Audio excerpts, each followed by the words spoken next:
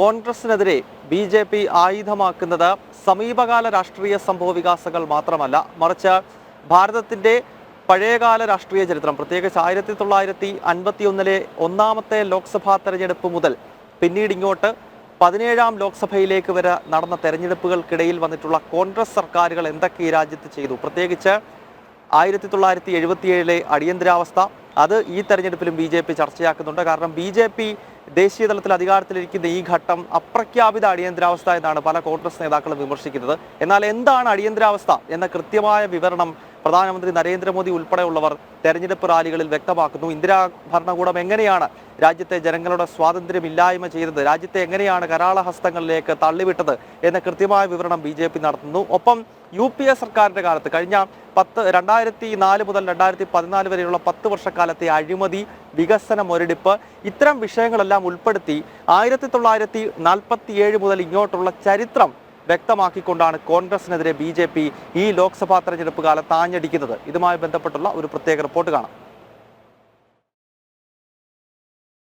Indira Awas യോജനയുടെ കാര്യക്ഷമതയില്ലായ്മയെ പരാമർശിച്ചായിരുന്നു JP നദ്ദയുടെ വാക്കുകൾ.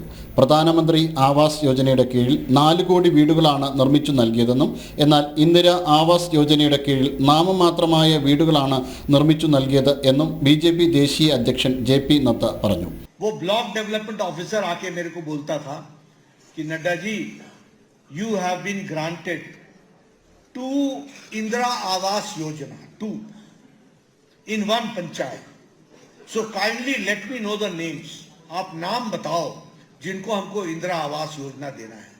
और मैं कहता था भैया तू ही रख ले इसको, 1 अनार 100 बीमार, मैं किसको बांटूंगा, यहाँ तो हमको हर एक को चाहिए. और आज PM मोदी के नेतृत्व में you will be happy to note that today 4 crore Pradhanmantri Awas योजना घर बने. 4 करोड़. 10 വർഷത്തിനിടെ നരേന്ദ്രമോദി രാജ്യത്ത് 7 കോടി തൊഴിലവസരങ്ങളാണ് സൃഷ്ടിച്ചത്. ലോക്സഭാ തെരഞ്ഞെടുപ്പിനെ കുറിച്ച് കോൺഗ്രസ് മറന്നുവെന്നും രാഹുൽ ഗാന്ധിയുടെ നേതൃത്വം സമ്പൂർണ്ണ പരാജയമാണെന്നും യെദ്യൂരപ്പ കൂട്ടിച്ചേർത്തു. ಲೋಕಸಭಾ ಚುನಾವಣೆ ನಡೀತಾ ಇದೆ ಅನ್ನೋದನ್ನ ಒಂದು ರೀತಿ ಕಾಂಗ್ರೆಸ್ನವರು ಮರ್ತೋಗಿದ್ದಾರೆ ಅನ್ನೋ ಭಾವನೆ ಮೂಡಿದೆ. ರಾಹುಲ್ ಗಾಂಧಿಯವರ ನಾಯಕತ್ವ ಸಂಪೂರ್ಣ ವಿಫಲ ಆಗಿರೋದ್ರಿಂದ ಯಾರೊಬ್ಬರೂ ಸಹ ರಾಹುಲ್ ഗാന്ധി ಹೆಸರನ್ನು ಹೇಳಕ್ಕೆ ಸಿದ್ಧ ಇಲ್ಲ ಅನ್ನುವಂತ വിചിത്രವಾದ ಪರಿಸ್ಥಿತಿ. BJP ഭരണഘടനയെ പരമോന്നതമായാണ് കാണുന്നത് എന്ന കേന്ദ്രമന്ത്രി ധർമ്മേന്ദ്ര പ്രധാൻ. കോൺഗ്രസ് എല്ലാത്തരം ഭരണഘടനാ സ്ഥാപനങ്ങളെയും തകർക്കുകയായിരുന്നു. അവർക്ക് ഈ തെരഞ്ഞെടുപ്പിൽ പരാജയം നേരിടേണ്ടി വരുമെന്നും അദ്ദേഹം ഓർമ്മിപ്പിച്ചു. सभी प्रकार की संवैधानिक संस्थाओं को कुचलने की काम कांग्रेस पार्टी ने ही किया है.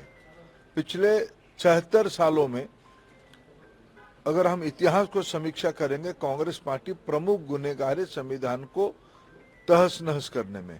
भारतीय जनता पार्टी संविधान को सर्वोपरि मानता है. जब माननीय प्रधानमंत्री नरेंद्र मोदी पहली बार लोकसभा में आए तब उन्होंने कहा था मेरे लिए गीता, बाइबल, कुरान एक ही चीज है, भारत की संविधान. भारतीय जनता पार्टी भारत की प्रजातंत्र और भारत की संविधान के प्रति अपने प्रतिबद्धता रखा है. കോൺഗ്രസിന്റെ ഭരണപരാജയങ്ങളുടെയും ഭരണഘടനാ വിരുദ്ധതയുടെയും ആഘാതത്തിൽ നിന്ന് രാജ്യത്തെ കരകയറ്റുകയാണ് BJP ലക്ഷ്യമെന്നും നേതാക്കൾ പറഞ്ഞു. നാഷണൽ ഡെസ്ക് ജനം.